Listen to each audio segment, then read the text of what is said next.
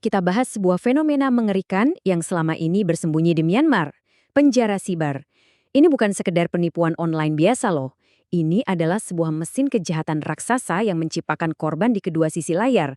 Mereka yang kehilangan uang dan, yang lebih parah, mereka yang kehilangan kebebasan. Nah, pertanyaan ini benar-benar jadi inti dari semua masalahnya. Gimana ceritanya sebuah hubungan online yang kelihatannya tulus dan penuh cinta bisa dibelokkan jadi mimpi buruk?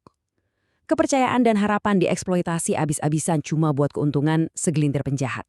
Kita telusuri bareng-bareng ya. Oke, supaya kita benar-benar kebayang separah apa dampaknya, kita harus lihat dari dekat. Kita akan mulai dari satu kisah nyata tentang gimana sebuah penipuan berkedok cinta yang dirancang super rapi bisa menghancurkan hidup seseorang dalam sekejap. Cerita ini dimulai dari Matthew, seorang musisi asal Prancis. Suatu hari, seperti biasa, tiba-tiba ada pesan masuk di Facebooknya dari seorang perempuan bernama Kiera Gibson. Dia ngakunya tentara Amerika Serikat. Dan tahu nggak, mereka langsung nyambung. Kenapa? Karena Kiera bilang dia ngefans barat sama musiknya Matthew. Coba perhatiin deh, gimana ini semua dirancang. Ini bukan tipe-tipe kilat. Selama 11 bulan, mereka membangun kepercayaan. Setiap hari ngobrol, curhat, bikin rencana masa depan bareng. Hubungannya terasa nyata banget. Nah, baru setelah Matthew 100% percaya, muncullah krisisnya. Kera tiba-tiba nabarin kalau dia ditangkap di Venezuela. Dan katanya cuma Matthew yang bisa nyelamatin dia. Dan hasilnya, Matthew yang yakin lagi berjuang menyelamatkan cinta sejatinya, mengirimkan semua yang dia punya. Totalnya mencapai 500.000 euro. Kalau dirupiahin itu hampir 10 miliar rupiah. Dan yang lebih parah, sebagian besar uang itu adalah uang pinjaman. Nah, disinilah ceritanya jadi makin rumit. Jelas banget kan, Matthew ini korban. Tapi pertanyaannya, siapa sih Kera Gibson ini sebenarnya?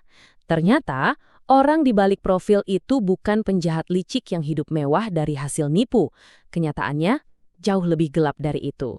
Orang yang memerankan Kera ini kemungkinan besar adalah korban juga, seorang budak siber. Ya, mereka adalah orang-orang yang diperdagangkan, lalu dipaksa untuk menipu orang lain di bawah ancaman kekerasan. Jadi ternyata ada korban di kedua ujung telepon. Jadi gimana sih cara kerja mesin penipuan raksasa ini?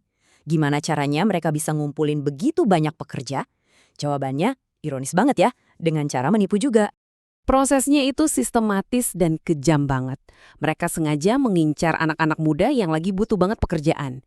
Mereka janjikan surga, gaji gede, fasilitas mewah. Tapi, begitu para pencari kerja ini sampai di lokasi, mimpi itu langsung berubah jadi neraka. Paspor dan HP mereka disita, terus mereka dikurung dan dipaksa kerja buat sindikat itu. Jadi, kehidupan di dalam kompleks-kompleks itu seperti apa sih? Apa yang sebenarnya terjadi setiap hari di balik tembok penjara siber yang mengerikan itu? Kontrasnya itu luar biasa mengerikan. Janji gaji tinggi, malah jadi punya utang segunung yang gak akan pernah lunas. Fasilitas hebat, nyatanya adalah borgol yang ngikat mereka ke meja kerja. Mereka dipaksa kerja lebih dari 12 jam sehari, dan kalau gagal mencapai target, hukumannya adalah siksaan fisik.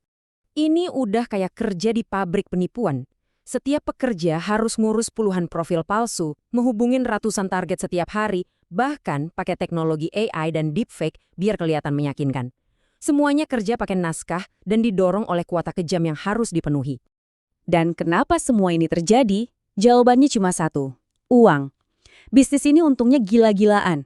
Seorang akuntan yang berhasil kabur cerita kalau satu sindikat aja bisa untung 200 miliar rupiah, cuma dalam waktu 5 bulan. Sekarang, coba bayangin ada berapa banyak sindikat yang beroperasi di sana. Tapi, belakangan ini, mulai ada titik terang. Pihak berwenang akhirnya mulai bergerak. Mereka mulai menumpas pusat-pusat kejahatan ini.